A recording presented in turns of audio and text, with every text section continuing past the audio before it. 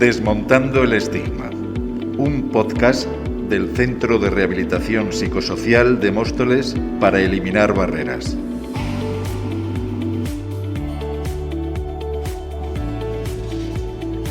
Bienvenidos y bienvenidas a este podcast producido por personas que acuden al Centro de Rehabilitación de Móstoles, creado para desmentir algunas etiquetas y aclarar algunos conceptos clave. A lo largo de este programa vamos a hablar sobre el estigma en salud mental, explicando qué es la red de la salud mental de la Comunidad de Madrid, haciendo referencia a los centros que pertenecen a la misma. Continuaremos con una entrevista a un psiquiatra del Centro de Salud Mental de Móstoles. Por último, finalizaremos este podcast con un breve resumen, intentando transmitir la idea clave de lucha contra el estigma.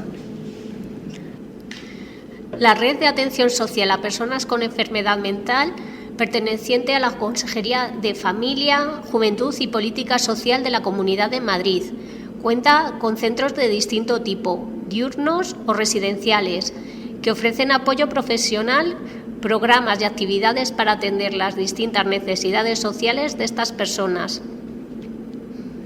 Los requisitos para poder acceder a estos apoyos son los siguientes: tener entre 18 y 65 años, ser derivado desde los recursos de salud mental de referencia y no es necesario tener ni discapacidad ni dependencia.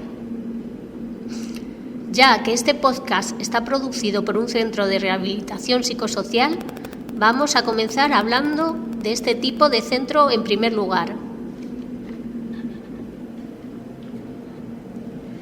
El Centro de Rehabilitación Psicosocial de Móstoles, también llamado CRPS, es un centro que se engloba dentro de la Red de Salud Mental de la Comunidad de Madrid. Es un recurso voluntario que está dirigido al paciente y a la familia que tienen dificultades psicosociales y en la integración en la comunidad. El equipo profesional en Móstoles está formado por un equipo multidisciplinar. Una directora, que también es psicóloga, 2 psicólogos, una terapeuta ocupacional, una trabajadora social y 3 educadores sociales. El CRPS de Móstoles atiende a 70 personas. En la Comunidad de Madrid existen 28 centros de esta tipología, atendiendo un total de 1.988 plazas. La principal característica de los CRPS es la atención grupal que se realiza, unida a la atención individual. El objetivo fundamental es alcanzar el máximo nivel posible de autonomía personal y participación social. Pasaremos a hablar sobre los centros de rehabilitación laboral. O CRL se trata de recursos específicos para personas con dificultades en el acceso o mantenimiento en el mundo laboral. El CRL de Móstoles está compuesto por una directora, un psicólogo, una terapeuta ocupacional, un técnico de apoyo a la inserción laboral, una preparadora laboral y 3 maestros de taller. La principal característica de los CRL es la intervención especializada en la búsqueda de trabajo, apoyo en el mantenimiento del mismo y el ámbito laboral en general. El CRL de Móstoles atiende a 55 personas. En la Comunidad de Madrid existen 30 centros de rehabilitación laboral, con un total de 1.405 plazas. El siguiente recurso del que vamos a hablar son los centros de día de soporte social. Se dirigen a la mejora del funcionamiento del soporte social en personas con mayoría de dificultades de integración y en su día a día, y por tanto mayor riesgo de deterioro, aislamiento o dependencia. El equipo está formado por educadores, una terapeuta ocupacional, una psicóloga y un director. Lo que diferencia a los centros de día del resto de recursos de realización de actividades de día de apoyo y soporte social para facilitar la estructuración de la vida cotidiana y de ofrecer ese soporte del que los usuarios pueden necesitar. El centro de día de Móstoles atiende a 20 personas. Existen 33 centros de este tipo en la Comunidad de Madrid, con un total de 1.064 plazas. pasaremos a hablar sobre los equipos de apoyo social comunitario. Se trata de un servicio que ofrece atención social en el propio domicilio y en el entorno a las personas con mayores dificultades sociales. Tienen como objetivo mejorar la calidad de vida y favorecer el mantenimiento en la comunidad y la vinculación a otros recursos. En el equipo de apoyo de Móstoles trabajan 2 educadoras, una trabajadora social, una psicóloga y una directora, y atienden a 30 personas. En la Comunidad de Madrid existen 38 equipos de apoyo, ofreciéndose un total de 1.140 plazas. Todos los recursos mencionados hasta el momento, CRPS, CRL, equipo de apoyo y centro de día, atienden en horario diurno, generalmente de 8:30 a 18 horas, a excepción de los viernes y los periodos de jornada intensiva durante el verano y Navidad. No obstante, existen otro tipo de recursos de la red cuya atención es de carácter residencial. Se trata de las miniresidencias y los pisos supervisados. Las miniresidencias son un recurso residencial comunitario que ofrece atención 24 horas dirigido específicamente a personas con necesidad de apoyo residencial. Proporcionan con carácter temporal o indefinido alojamiento, manutención, cuidado y soporte, así como apoyo a la mejora de la autonomía personal y social. Se dirige a personas con dificultades de autonomía y funcionamiento psicosocial que les impide cubrir autónomamente sus necesidades de alojamiento y soporte. El equipo de profesionales que trabajan en las miniresidencias está compuesto por una directora, una terapeuta ocupacional, una psicóloga y una plantilla de educadores que cubren los turnos mañana, tarde y noche. La miniresidencia de Móstoles tiene 30 plazas. En la Comunidad de Madrid hay 776 plazas distribuidas en 29 residencias. Y ahora vamos a hablar de los pisos supervisados. Estos están generalmente ligados a las miniresidencias. Se trata de un recurso residencial para personas con cierto nivel de autonomía, pero que se encuentra en alguna circunstancia en la que todavía necesita algo de apoyo, por ejemplo, a nivel económico o social. El equipo se compone de educadores, aunque también se apoya en los recursos de la miniresidencia a la que esté vinculado. Entre Móstoles y Navalcarnero hay 3 pisos, con 13 plazas en total. En la Comunidad de Madrid hay 64 pisos, con un total de 250 plazas, con alrededor de 4 plazas en cada uno. Por último, para finalizar con la explicación de estos servicios, también existen otro tipo de recursos como las pensiones supervisadas, los equipos de calle y el equipo del Centro de Acogida de San Isidro, estos últimos destinados a personas sin hogar. Bueno, y hasta ahora hemos comentado todos los recursos que existen, tanto en Móstoles como en la Comunidad de Madrid, y hemos querido hacer un pequeño resumen de cada uno de ellos. Para recordar, hemos hablado de recursos diurnos, que son los CRPS, CRL, centro de día y equipos de apoyo, y de recursos residenciales, que son las miniresidencias y pisos supervisados. Hemos añadido además estos últimos recursos enfocados a la atención de personas con problemáticas de salud mental que se encuentran en situación de calle. Entre ellos, se atienden a más de 6.850 personas. Creemos que este es un buen dato, aunque vemos necesario que se siga invirtiendo en esta red debido a la importancia de la salud mental. Comentar por último que en la web de la Comunidad de Madrid se encuentra toda esta información de forma ampliada. Creemos que es muy importante que la gente conozca estos centros, qué es la salud mental y cómo podemos pedir ayuda si la necesitamos o si alguien cercano a nosotros la necesita.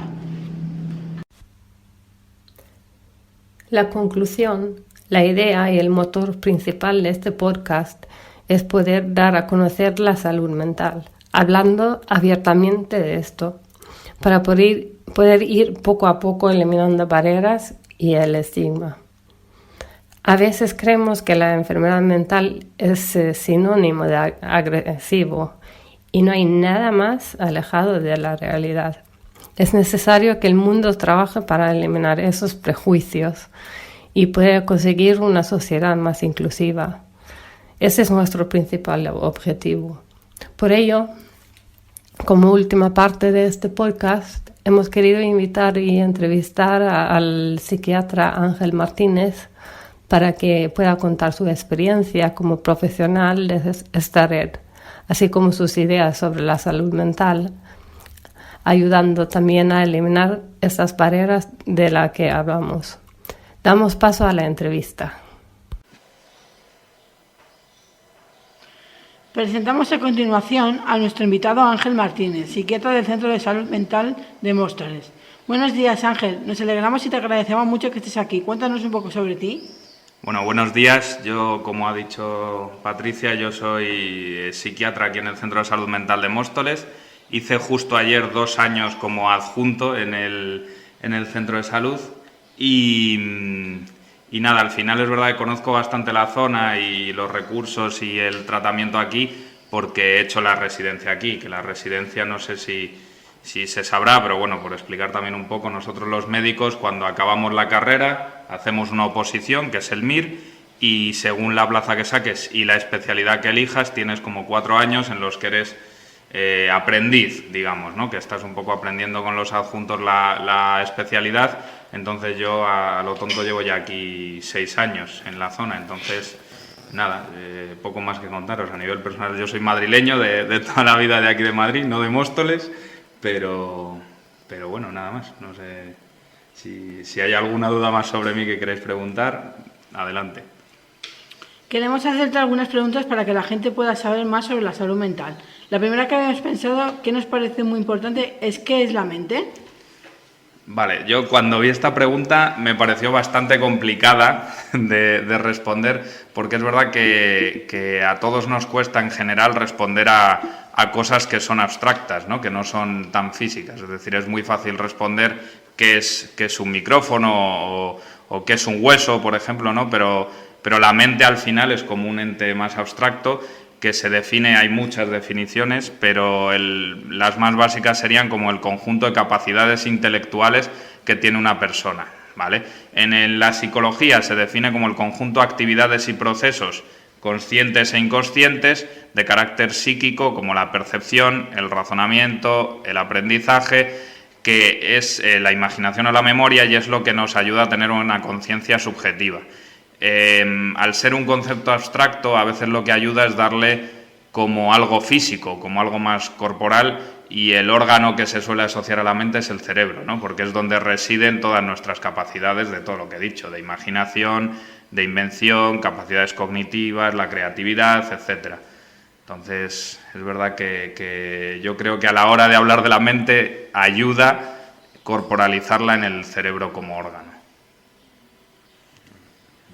Buenos días, Ángel. Tengo 4 preguntas para hacerte. Y la primera, ¿qué es para ti la salud mental? A ver, para mí la salud mental es una parte más de la salud global de un individuo y es la parte, otra vez, porque vamos a hablar de muchos conceptos que no son tan físicos, ¿no? Es la parte menos física o corporal que uno puede tener de la salud, ¿no?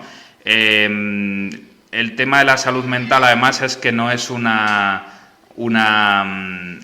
ente en sí que sea siempre continuo, sino que cambia mucho y me veréis mucho hablar de la influencia de la sociedad o de las diferentes situaciones vitales que hay en lo que es la salud mental, ¿no? Es decir, cambia mucho y evoluciona conforme evoluciona la sociedad, ¿no? La salud mental como tal es un equilibrio entre la persona y el entorno sociocultural que nos ayuda a alcanzar un bienestar psicológico, físico, emocional y social, ¿vale? Es verdad que hay definiciones más específicas como la de la Organización Mundial de la Salud, que dice que es un estado de bienestar en el cual cada individuo desarrolla todo su potencial y le permite afrontar tensiones de la vida, trabajar de forma productiva y fructífera y aportar algo a su comunidad. Al final, yo interpreto la salud mental como la base para luego poder tener una salud física, emocional y en cualquier otro ámbito, ¿no? Yo creo que es para mí, por eso me dedico a ello, intento ayudar con ello, es la parte más fundamental de la salud. Muchas gracias. La siguiente pregunta, ¿qué es entonces la enfermedad mental? La enfermedad mental pues es cualquier proceso, cualquier patología o proceso patológico que supone un desequilibrio de nuestra salud mental, ¿no? Es verdad que el concepto de enfermedad mental es un concepto muy amplio porque hay muchos tipos de trastornos mentales, de más gravedad, menos gravedad, de más tiempo de evolución, de menos tiempo de evolución, pero es aquello que pone en desequilibrio nuestra capacidad muchas veces de afrontar el resto de situaciones vitales, ¿no? De desequilibrio de nuestra salud mental, que posteriormente suele llevar a desequilibrios en otros ámbitos de la vida. Vale. La siguiente pregunta, ¿qué problemas de salud mental son más comunes? Pues yo diría que el más común con bastante diferencia es la ansiedad, ¿no? Es decir, a veces se confunde el estrés que uno puede tener por diferentes situaciones con ansiedad, pero es muy común y es lo que ocupa gran parte de nuestras consultas. No siempre debería ser así, pero es la realidad, que es la ansiedad, definiendo esta como una reacción de intensidad variable según cada persona a diferentes situaciones vitales. Por eso hablo siempre que la salud mental está muy relacionada con todo lo que nos pasa, todo lo que implica la sociedad, y para mí el problema de salud mental son el más frecuente y por el que más se consulta son las reacciones de adaptación, que son reacciones de ansiosas a situaciones vitales que nos afectan o nos son dañinas de algún modo. Vale, muchas gracias. La siguiente pregunta, ¿los problemas de salud mental afectan por igual a hombres y a mujeres? Vale, es en este caso, como siempre yo creo, voy a repetirme muchísimo, pero hay mucha influencia de factores sociales en este caso. Es verdad que se ve que según el género hay más frecuencia de unos trastornos o de otros. Por ejemplo, las mujeres son más propensas a tener síntomas ansiosos y depresivos, y se ha visto, por ejemplo, en los hombres que es mucho más frecuente el uso de sustancias. Luego, en temas como el suicidio, es verdad que el factor género es diferencial. Por ejemplo, en estudios se ha visto que las mujeres suelen hacer más intentos de suicidio, pero que suelen ser menos letales, y nosotros solemos ser más brutos. Es decir, hacemos menos intentos de suicidio, pero tenemos un índice de éxito, entre comillas, lógicamente, bastante más alto porque usamos métodos más letales.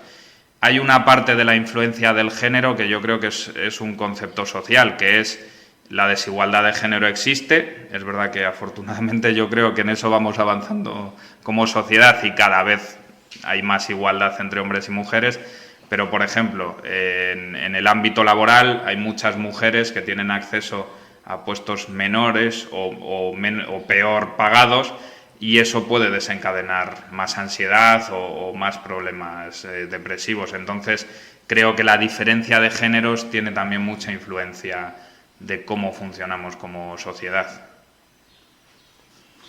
Buenos días, doctor. Le quería hacer 3 preguntas. A ver, ¿a qué edad suelen desarrollarse estas problemáticas y se pueden hacer con ellas? El concepto de la edad es algo muy variable, ¿vale? Se ha visto dependiendo del trastorno, ¿no? Por ejemplo, o de la enfermedad de la que estemos hablando, hay picos de aparición de edad, ¿no? Por ejemplo, una enfermedad, un trastorno mental grave con el que nosotros lidiamos a menudo es la esquizofrenia paranoide, que tiene un pico de edad que suele estar entre los 20 y los 30 años. Luego puede haber otro pico que suele ser ya más tardío, entre los 40 y los 50, pero que ya se considera una esquizofrenia paranoide tardía. Entonces, es muy variable dependiendo nuevamente de la situación sociofamiliar, y también es muy variable entre las diferentes patologías, ¿vale? La cosa es que ¿podemos todos nacer con algún tipo de enfermedad mental o trastorno mental? No es tan así, pero sí que hay factores genéticos. Es decir, por ejemplo, vuelvo al caso de la esquizofrenia paranoide, suele haber una predisposición genética. Un 1% de la población, independientemente de todo, puede desarrollar esquizofrenia. Entonces, podemos tener esa predisposición y luego va a haber otra serie de factores que son los que van a definir si yo acabo desarrollando esa enfermedad. Hay mucha parte de la población que tiene esa predisposición genética, pero que nunca tiene ningún tipo de episodio psicótico o de trastornos similares. Gracias.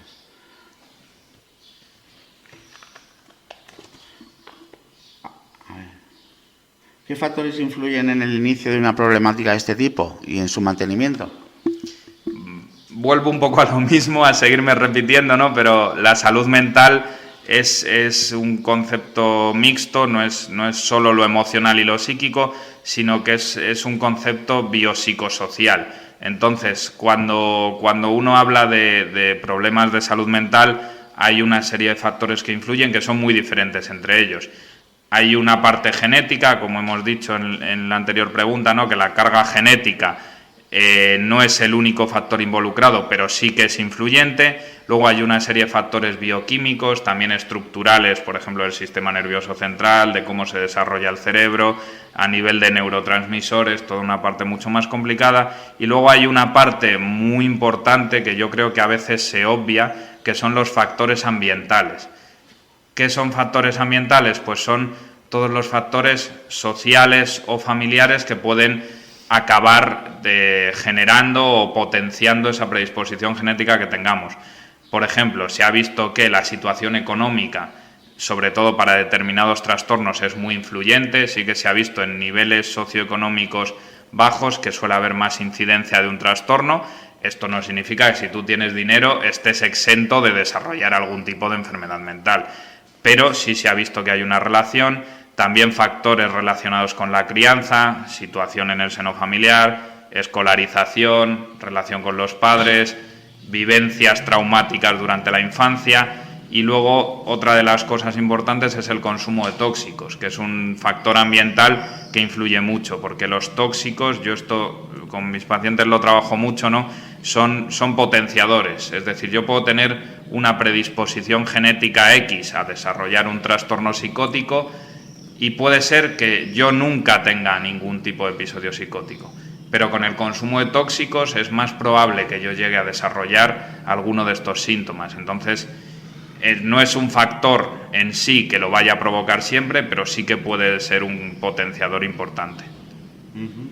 Gracias. Y ahora que hemos hablado de salud mental, nos gustaría hablar de recursos para tratarla. ¿Qué tipos de centros públicos existen en Madrid donde se traten problemáticas de salud mental? Bueno, en Madrid, al ser una ciudad grande y capital, además de país, yo creo que hay un buen abanico de recursos, cosa que en otros sitios, en ciudades más pequeñas, no hay, y eso es muy definitorio a la hora de tratar los problemas de salud mental, ¿no? Entonces, es verdad que es donde trabajo, pero es donde creo que se desarrolla la mayor parte de la actividad y donde se concentra el mayor número de psiquiatras, que es en los centros de salud mental.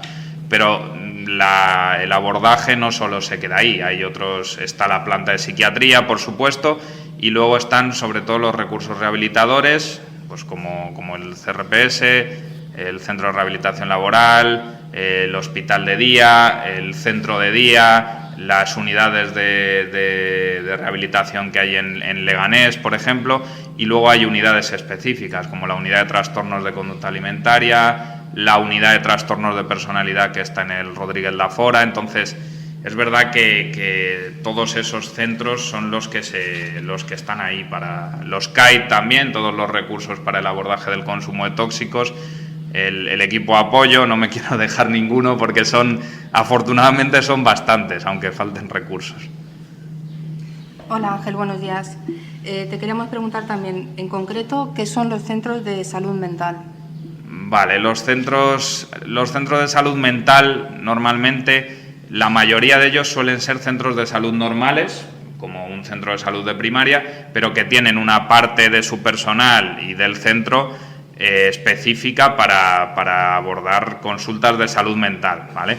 El centro de salud mental yo lo definiría como un centro de salud normal y corriente, en el que uno va a visitas con diferentes profesionales, cuyo objetivo es, mediante un seguimiento regular, intentar alcanzar una mejoría y luego mantener esa mejoría. Es decir, yo creo que el principal objetivo del centro de salud es que podamos mantener un seguimiento y una mejoría adecuada y dar a los pacientes un abordaje integral, porque un poco volviendo al concepto de salud mental como algo mixto, el abordaje integral significa que no solo uno tiene que ir al psiquiatra, ¿no? Yo creo que la concepción a veces de la psiquiatría de que solo son fármacos Yo intento alejarme de eso y me parece que es un poco errónea, porque además en los centros de salud mental hay otra serie de profesionales que dan este abordaje integral, ¿no? Están los psicólogos clínicos, personal de enfermería y luego para mí una parte muy importante que son los trabajadores sociales, que a veces se obvia su labor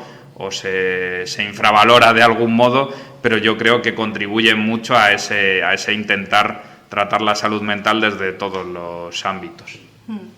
Y entonces, ¿cómo funcionan las plantas de psiquiatría en los hospitales? Las plantas de psiquiatría para mí son un recurso de urgencia, es decir, yo puedo hablar del funcionamiento de la que conozco, que es la nuestra de aquí, del Hospital Universitario Móstoles. Las plantas de psiquiatría, la gran mayoría, se catalogan como UHBs, cuyas siglas significa Unidad de Hospitalización Breve. Esto lo que implica es que son plantas en las que se hacen ingresos, la mayoría de urgencia, que tienen una función de hacer un ingreso breve, de contención, de actuar en momentos de crisis hasta que se logra una estabilidad mínima y que ahí luego ya se pueda seguir haciendo un trabajo en centros de salud, recursos de rehabilitación, etcétera. Es decir, es una solución transitoria, digamos. Uno no ingresa en la planta para solucionar todo o para curarse, digamos entre comillas, sino para alcanzar esa estabilidad y luego seguir trabajando a nivel ambulatorio. También eso, al final la planta muchas veces lo que aporta es una sensación artificial de mejoría, porque tú estás en un ambiente en el que los problemas no te afectan, ¿no? Es decir, estás ingresado, estás ajeno a los problemas que puede haber fuera, y tampoco con eso uno puede alcanzar la mejoría. Es simplemente abordar el momento de crisis y luego seguir trabajando a nivel ambulatorio. En la planta también se intenta, yo creo, en la medida de lo posible, que el abordaje sea integral. Es verdad que en la nuestra ahora mismo no hay psicólogos, sí que los ha habido en algún momento, se hacían grupos también, pero sí que hay personal de enfermería y luego, como ingreso en un hospital, pues siempre puede haber interconsultas a trabajo social y otras especialidades. Lo que sí que hay, y a mí me parece fundamental para romper un poco el estigma y el malestar que suele suponer un ingreso, es una terapia ocupacional, que yo creo que eso es fundamental porque ayuda al paciente a sentirse ahí, que el ingreso sea algo más normalizado, ¿no? Y menos monótono. Entonces, si sé que necesito ayuda, ¿qué tengo que hacer para recibirla? Lo primero, que es lo que yo siempre refuerzo cuando hay una petición de ayuda, es que el primer paso es reconocer que uno necesita ayuda, ¿no? Desde ese momento, ahí ya podemos hablar de cómo se puede recibir esa ayuda.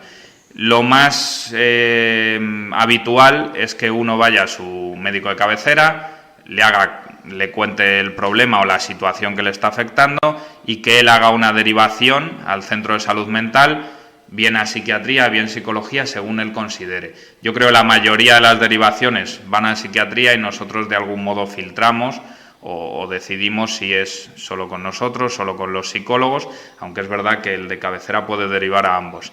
Hay momentos en los que uno se encuentra muy mal y no tiene tiempo de hacer estas cosas, de decir, pues voy a ir al de cabecera, me voy a esperar 3 semanas o un mes hasta que me den la cita, ¿no?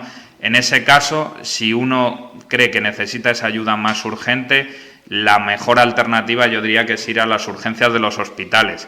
En la gran mayoría de ellos, en el nuestro desde luego, siempre hay un psiquiatra de guardia a las 24 horas, que en la atención urgente no te va a resolver el problema, porque muchas veces una atención en la urgencia ves a un psiquiatra que igual no conoces, vas con una situación que no se puede solventar, pero sí te puede ayudar a acelerar un poco los trámites. Es decir, vemos mucho atenciones en urgencias que con ese mismo informe de alta uno va al centro de salud mental y consigue esa cita antes, ¿no? Esta sería la manera urgente de empezar a introducirte un poco en el seguimiento en salud mental.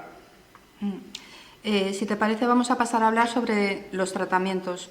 ¿Qué tipos de tratamiento existen? De los tratamientos, yo creo que los tratamientos que se intentan dar, a veces hay una concepción de que nos centramos el tratamiento en 2 cosas. Uno, la terapia farmacológica, que es verdad que es el campo de especialización, entre comillas, que tenemos los psiquiatras siendo médicos, y luego es la psicoterapia, que está más reservada a los compañeros de psicología clínica, ¿vale? Estos dos abordajes no son incompatibles ni excluyentes en ningún caso. Es decir, son tratamientos que deberían ir de la mano, porque es cuando se juntan ambos cuando la mejoría se puede objetivar más, ¿vale? Entonces, dentro de eso, el tipo de abordaje concreto, tanto en terapias farmacológicas como en psicoterapia, es muy variable, ¿no? Se puede hacer, en el caso de la psicoterapia, se puede hacer una terapia familiar, hay terapias la cognitivo-conductual, hay un montón de psicoterapias diferentes para ayudar al paciente. Y de tipos de tratamientos, yo insisto otra vez en el tema del abordaje integral. Hay que intentar conseguir englobar todos los aspectos o todos los ámbitos de la vida del paciente para intentar ayudarle.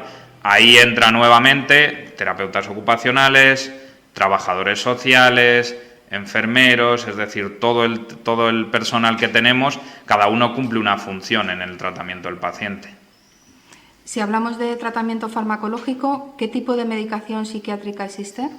Hay muchos tipos de medicaciones, ¿no? Yo creo que los más conocidos quizás son los antidepresivos y los ansiolíticos, pero claro, es que el uso de los medicamentos depende mucho del problema que estemos abordando, ¿no? Existen pues antidepresivos, ansiolíticos, antipsicóticos, tratamientos antiimpulsivos, estabilizadores del ánimo. Entonces es verdad que tenemos un amplio abanico de tratamientos a nuestra disposición.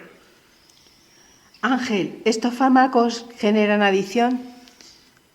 Sí y no, es decir, hay algunos de ellos que sí que generan adicción, pero hay muchos otros que no.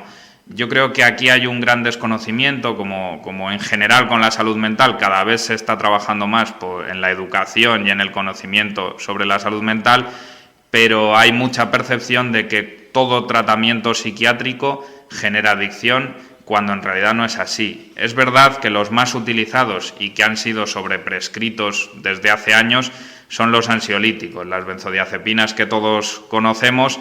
Estos sí que generan adicción. Sobre todo generan adicción cuando se hace un uso erróneo de los mismos, ¿vale? Es decir, son tratamientos que necesitan un uso responsable y que en ese uso responsable hay dos figuras fundamentales. La primera somos los médicos que las pautamos, no solo los psiquiatras, sino esto muchas veces lo pautan compañeros de cabecera, de medicina interna, de cualquier otra especialidad. Lo primero, y yo esto al menos con mis pacientes lo trabajo mucho, es lo que depende de mí, que la pauta sea lógica. Claro, si yo te digo que te tomes 5 ansiolíticos todos los días, sí o sí, te voy a generar una dependencia. Y en ese caso tengo esa dependencia. En cambio, si yo te digo que, oye, esto es un fármaco de rescate, te puedes tomar máximo 3 al día, no tomes más, y solo utilizarlos en momentos concretos, ahí estamos luchando contra esa adicción. Son fármacos que generan adicción, pero si el uso es erróneo, si la pauta es errónea o el uso es erróneo, porque ahí es la otra figura principal, que son los pacientes. Los pacientes, si yo te digo, tómatelo solo si lo necesitas, máximo 3 al día, pero tú decides tomar 6 y todos los días, ahí, claro, tú estás favoreciendo también esa dependencia. Entonces, hay que intentar trabajar entre ambas partes cómo hacer un uso racional de ello. Otros tratamientos como antidepresivos, antipsicóticos o estabilizadores del ánimo no generan adicción. Es verdad que a la hora de retirarlos, si yo pongo un antidepresivo y quiero retirarlo, tengo que hacerlo despacio. Si lo quito de golpe, puede generar un efecto rebote que a veces se confunde con adicción. No es tanto la adicción, sino que yo de repente quito algo que sí que estaba dando y el efecto de que el cuerpo lo necesita está ahí, pero no genera adicción. La adicción tiene otros mecanismos como es la tolerancia. Por ejemplo, la tolerancia es que si yo estoy 1 año tomando 5 lorazepanes todos los días, 1 año después probablemente no necesite 5 sino 6. ¿Por qué? Porque el mismo efecto que yo alcanzaba con 5 ahora yo no lo alcanzo, entonces necesitaría más. ¿Cuáles son los efectos secundarios más frecuentes? ¿La medicación genera cambios a nivel físico? Bueno, yo respecto a los efectos secundarios, mis pacientes conocen que yo les invito a no leerse los prospectos, no por irresponsabilidad, sino porque los prospectos al final es verdad que tú te lees el prospecto del paracetamol, ¿no? Que es una cosa muy, muy inocua a primera vista, y sales horrorizado de leer eso. Dices, esto es veneno puro, ¿no? Entonces, efectos secundarios hay muchos. Es verdad que hay muchos frecuentes y otros que no son nada frecuentes. Entonces, los más frecuentes y por los que más se quejan los pacientes, lógica, son el enlentecimiento, la somnolencia, la ganancia de peso y los efectos secundarios de la esfera sexual, ¿vale? Respecto a los cambios físicos, yo aquí mi sensación es que, por supuesto, hay una parte de ciertos tratamientos que afectan al físico, pero hay otra que depende de cómo el malestar nos afecta en cada momento. Es decir, a veces vemos cambios físicos muy notables que puede tener una parte del tratamiento, pero otra es, pues he dejado de hacer deporte porque me encuentro muy mal, estoy comiendo con mucha ansiedad porque me encuentro muy mal, estoy variando ciertos hábitos de vida por el propio malestar. Entonces yo creo que los cambios físicos tienen una consecuencia mixta. Parte son efectos secundarios, sobre todo la ganancia de peso, y parte son el propio malestar. ¿Cómo influye la medicación en el ámbito sexual y reproductor? La mayoría de ellos lo que suele generar, sobre todo antidepresivos, antipsicóticos, es una disminución del apetito sexual. Es más frecuente la disminución del apetito que los problemas de erección o los problemas de eyaculación. Es verdad que la pérdida del apetito sexual, como he dicho antes, con la ganancia, con los cambios físicos, muy deprimido, el apetito sexual está reducido, ¿no?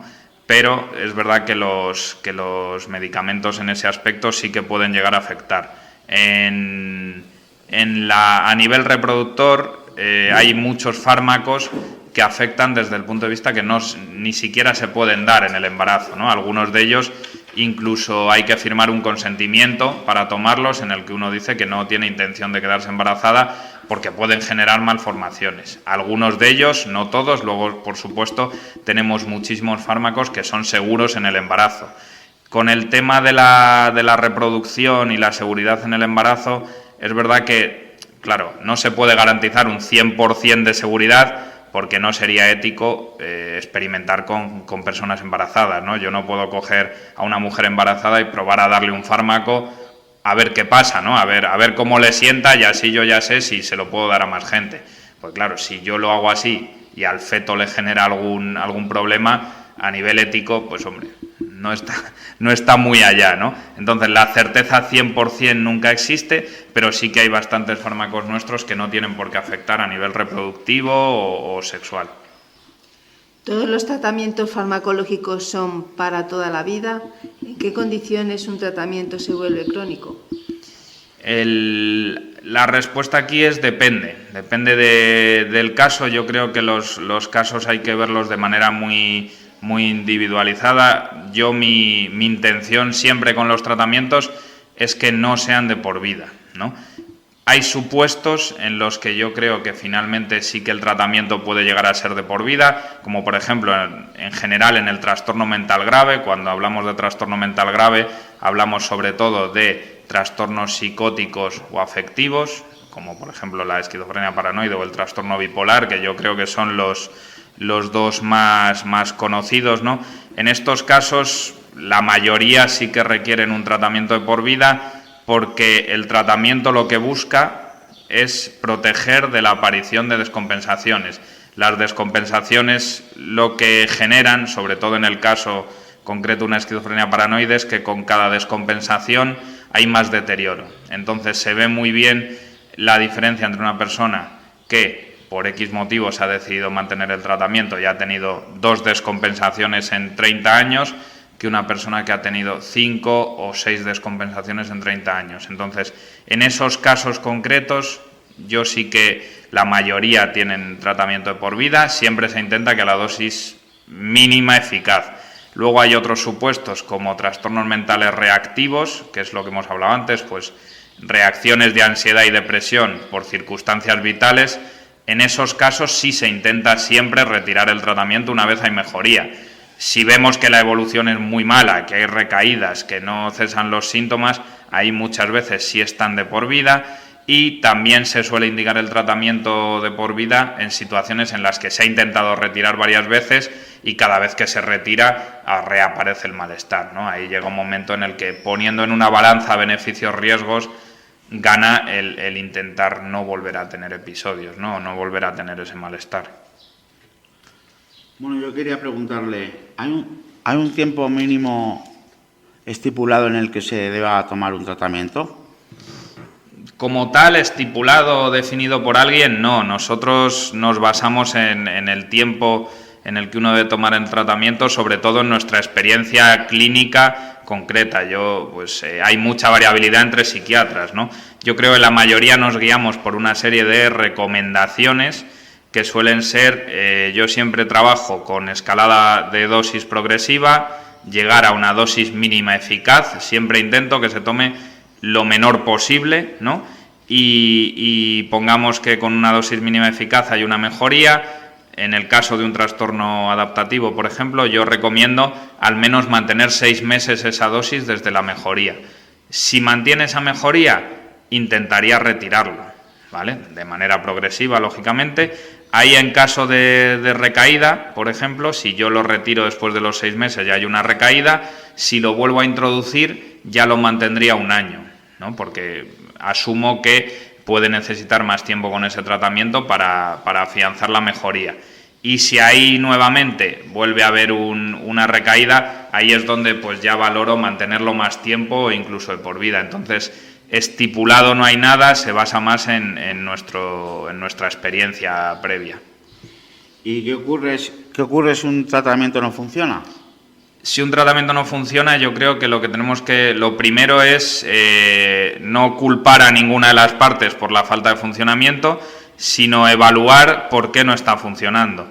Yo en esta evaluación divido en 3 factores.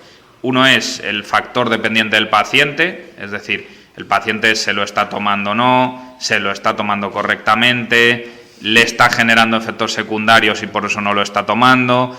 Hay una serie de factores que dependen del paciente que puede hacer que el tratamiento no funcione. Luego también dentro de los pacientes hay factores genéticos, ¿no? No todas las medicaciones sientan igual a todo el mundo. A mí una medicación me puede sentar genial y al paciente en concreto le puede sentar fatal. Entonces, primero hay que evaluar esos factores que dependen del paciente. Luego tenemos que evaluar los factores que dependen de nosotros como terapeutas, que son: he puesto correctamente el fármaco, está indicado este fármaco en concreto, es el que mejor se adapta a las necesidades concretas de este paciente. Y luego también hay que evaluar la existencia de factores ambientales. Esto se ve mucho, por ejemplo, en los trastornos reactivos, ¿no? Yo estoy muy triste porque me ha sucedido una cosa, si me han despedido del trabajo o me están maltratando en el trabajo. Si esta situación persiste, igual el tratamiento sí está funcionando, pero no todo lo que debería, porque la situación que me está haciendo daño sigue presente, ¿no? Entonces eso también hay que darle una importancia. Y como psiquiatra, ¿qué hace si una persona se niega a seguir el tratamiento? Bueno, yo aquí lo que hago con mis pacientes en concreto es abordar con esta persona el por qué no quiere seguir con ese tratamiento, ¿no? Yo creo que tenemos que basar el tratamiento en que haya una relación terapéutica entre paciente y terapeuta, porque si no, lo más probable es que el tratamiento no funcione. Entonces, aquí vuelvo a lo mismo. Hay factores que dependen del paciente y factores que dependen de nosotros como terapeutas, ¿no? Muchas veces los pacientes se niegan a seguir con el tratamiento porque sienten incomprensión por parte de su terapeuta, insatisfacción con el proceso terapéutico o incluso por desconocimiento, que lógicamente ellos no tienen que conocer ciertos aspectos del fármaco, y para eso estás tú, ¿no? Para responder esas dudas. Yo lo que intento, si una persona se niega a seguir el tratamiento, es indagar por qué hemos llegado a esa situación, ¿no? Y ver si eso se podría resolver, ¿no? Intentar proponer entre ambos un plan de abordaje de este rechazo al tratamiento. Es verdad que luego tenemos supuestos. Yo con el tratamiento siempre intento responsabilizar mucho al paciente, porque yo creo que hay una parte de que el paciente asuma la responsabilidad del tratamiento que está tomando. Yo voy a estar ahí para trabajar todas esas cosas que he mencionado, pero sí que creo en la responsabilización del paciente. Entonces, hay casos en los que si no quieren tomar tratamiento, pues se retira tratamiento y evaluamos en un futuro poder ponerlo. Y luego es verdad que dentro de la psiquiatría hay una parte bastante impopular y que cuesta bastante llegar a ese punto, que son los tratamientos involuntarios o los ingresos involuntarios. Es verdad que esto existe, negarlo sería mentir, ¿no? Pero rara vez se hace. Es decir, yo creo que porque hay muchos casos en los que un tratamiento involuntario no tiene mucho sentido. Hay supuestos, sobre todo dentro del trastorno mental grave, en los que sí que se llega a estos ingresos o tratamientos involuntarios, pero situaciones muy concretas en las que existan un juicio de realidad alterado o un riesgo para el paciente o para terceros que nos tenga que hacer intervenir de manera urgente. Pero la mayoría de las veces, si un paciente no quiere seguir el tratamiento y se niega una vez abordados los motivos, pues se respeta su deseo. Muy buenos días, Ángel. En este podcast hemos hablado de la red de recursos de rehabilitación de la Comunidad de Madrid. ¿Qué es la rehabilitación en salud mental y qué opinión tienes sobre ella? A mí me parece que es una parte fundamental y que es una parte bastante desconocida, porque yo, por ejemplo, es verdad que el mayor contacto que estoy teniendo con los dispositivos de rehabilitación es ahora que soy adjunto, que tengo mi consulta, tengo mis pacientes, pero, por ejemplo, como residente, al menos en psiquiatría, la rotación por estos recursos, es decir, el pasar tiempo en estos recursos, no es algo programado. A mí me parece que debería serlo. Yo ni pincho ni corto, yo no soy jefe de nada, ¿no? Pero creo que debería serlo porque, al igual que hemos dicho que en los centros de salud mental es donde se intenta hacer ese seguimiento y ese mantener la estabilidad, la rehabilitación aquí cumple un papel fundamental, porque no se trata solo de conseguir una estabilidad, sino de mejorar todas aquellas habilidades o todas aquellas facetas nuestras que se hayan podido ver afectadas por la enfermedad.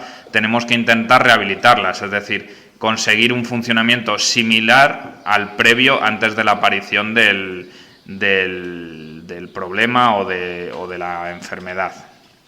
Entonces, para mi gusto, es un factor muy, muy importante al que a veces se le presta poca atención y debería prestársele más. ¿Cómo crees que está el panorama actual en cuanto a salud mental? ¿Crees que hay suficientes recursos personales y materiales? Yo el panorama actual, por una parte, estoy esperanzado y por otra no tanto, porque creo que se está intentando favorecer el dar visibilidad a la salud mental, pero creo que se está haciendo de forma errónea. Creo que como he dicho antes, la salud mental evoluciona en función de cómo va la sociedad, y nuestra sociedad actual mi sensación es que está priorizando el siempre tenemos que estar bien, nos pase lo que nos pase, no nos podemos frustrar, y creo que se está visibilizando mucho, pero dando unas expectativas irreales de lo que es la salud mental. La salud mental no es una manera de evitar la frustración, porque va a haber situaciones en nuestra vida que nos vamos a frustrar, pues porque es lo natural y lo obvio, pero la salud mental debería ayudar a manejar esas frustraciones, ayudar a entender por qué estas cosas nos frustran y cómo podemos solucionarlo. Entonces, está habiendo más acceso y más entendimiento de la salud mental, pero es verdad que cada vez más las agendas se están viendo desbordadas por situaciones que no constituyen un problema de salud mental, sino una reacción de adaptación.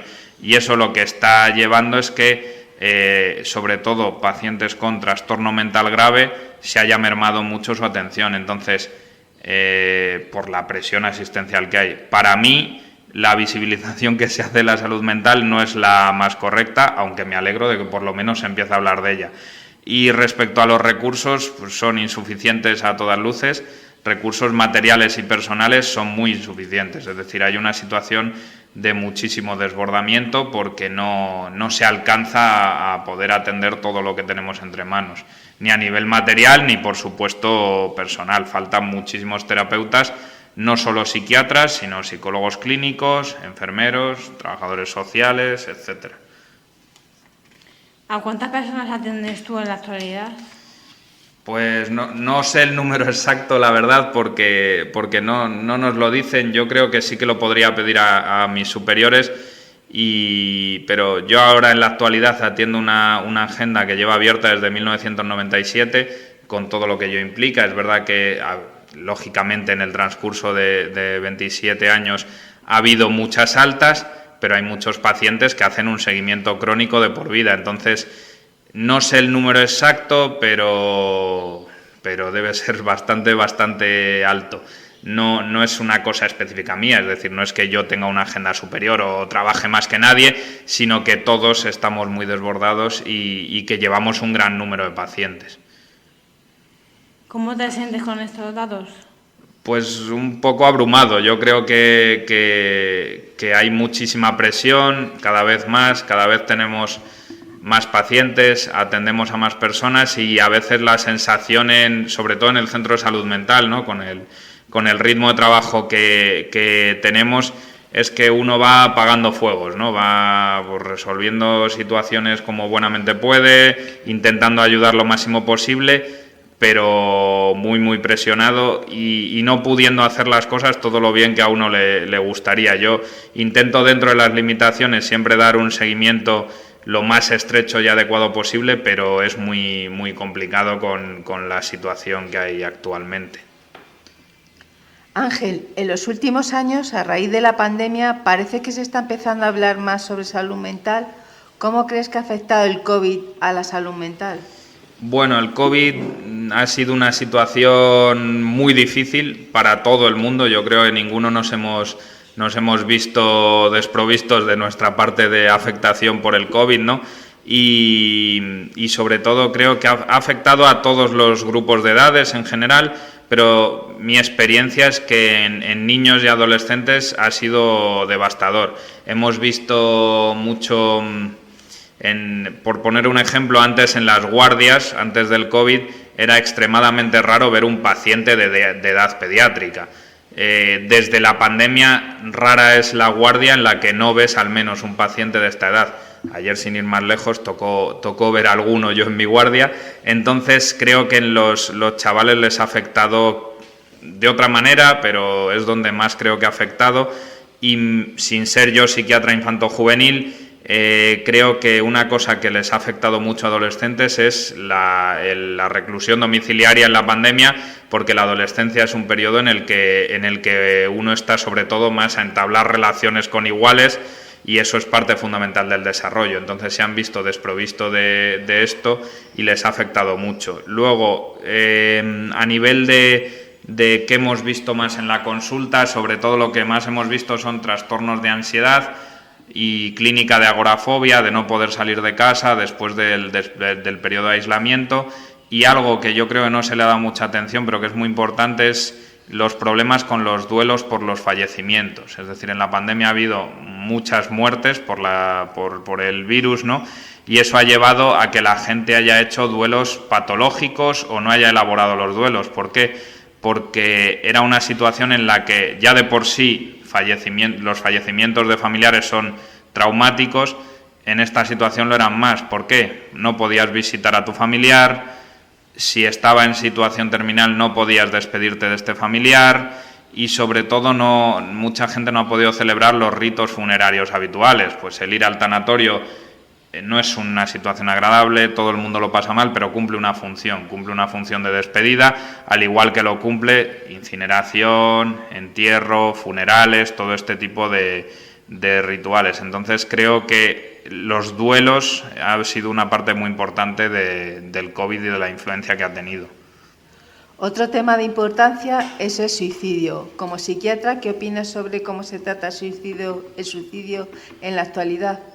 Yo creo que con los datos que manejamos de suicidio, la realidad es que el tratamiento o abordaje que hacemos quizás no es el mejor. Es verdad que se ha mejorado mucho y que se están poniendo cada vez más medios. De hecho, yo creo aquí en Móstoles cada vez se está intentando trabajar mejor todo este tema, pero creo que necesitamos un abordaje más específico para mejorar esta parte concreta. Desde todos los recursos cada vez se está trabajando más en intentar abordar la problemática de manera más estrecha. Como población, ¿qué podemos hacer para ayudar? La población yo creo que sería lo fundamental, lo que más ayuda yo creo a la población en general. La población no tienen que ser terapeutas, no sería bueno, no puedes exigir a una persona que sea psiquiatra o psicólogo, porque para eso están los profesionales, igual que a mí nadie me puede exigir ser arquitecto o diseñar los planos de un puente, ¿no? Pero sí que creo que hay que educar. Lo primero que hay que hacer con la población es educar desde una edad temprana, en este caso en concreto con el tema del suicidio, y educar sobre todo cómo manejar estas situaciones siendo amigo, siendo pareja, siendo familiar de una persona que está en esta situación. Yo creo que la educación en este aspecto ayudaría a comprender mejor lo que está pasando y poder ofrecer más apoyo, más ayuda. Desde mi punto de vista, lo que uno puede ofrecer en estos casos, sobre todo, es acompañamiento.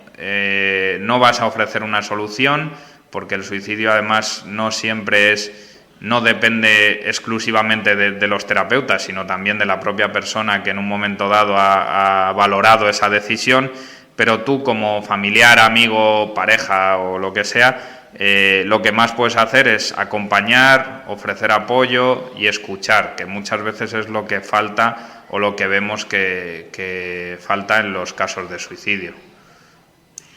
Por último, Ángel, nos gustaría hablar sobre el estigma en salud mental.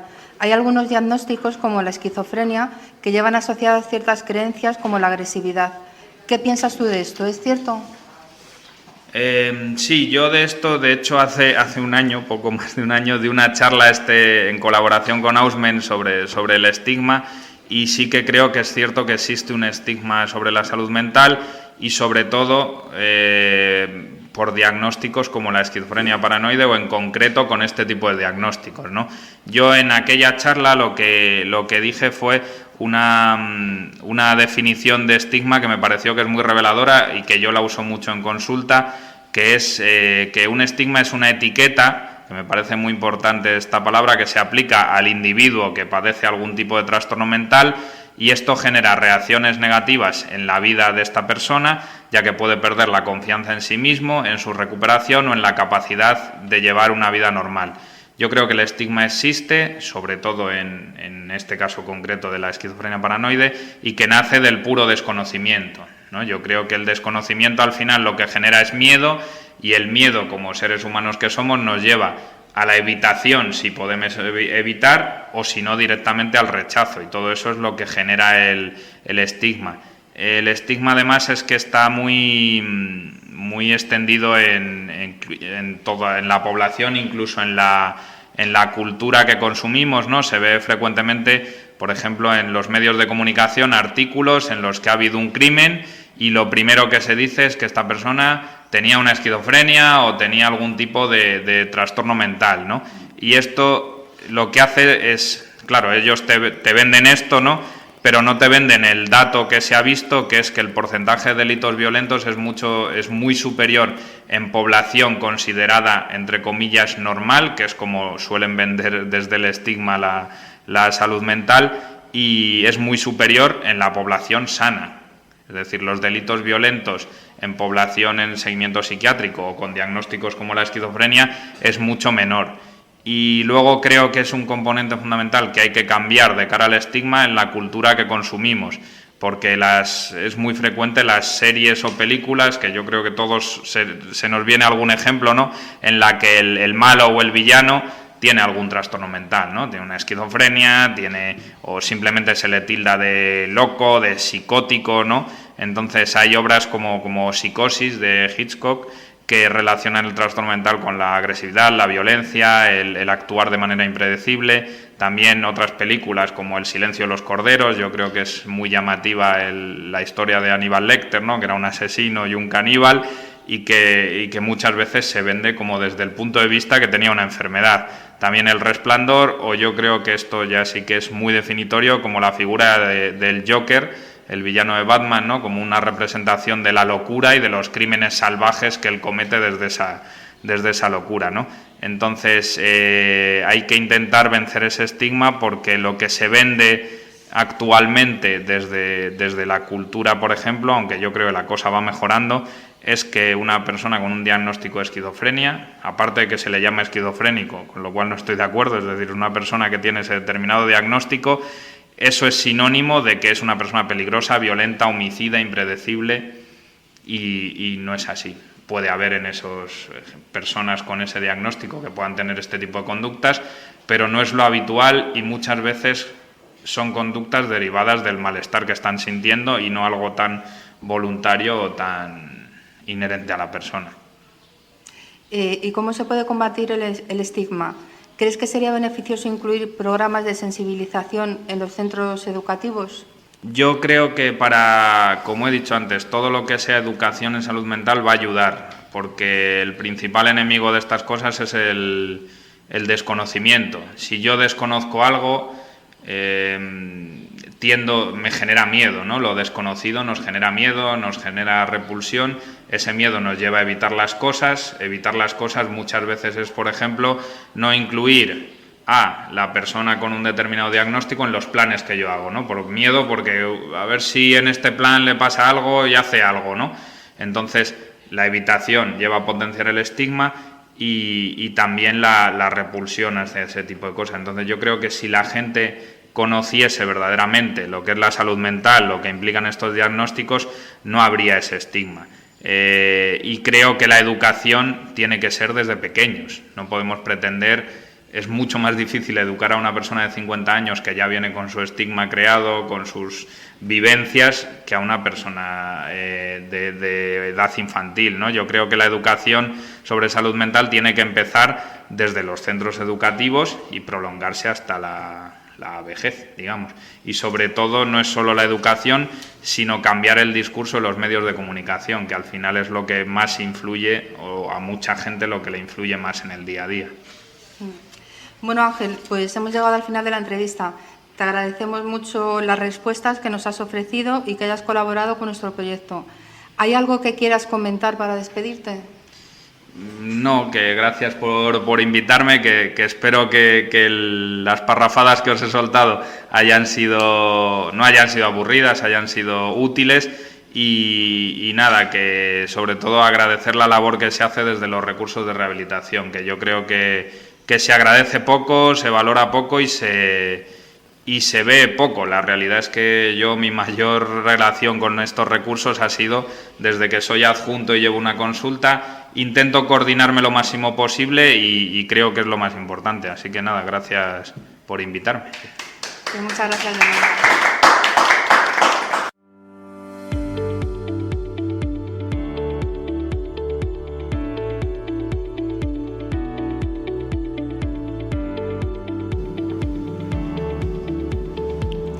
Queremos agradeceros muchísimo a todas las personas que habéis escuchado este podcast y a todas las que lo han hecho posible.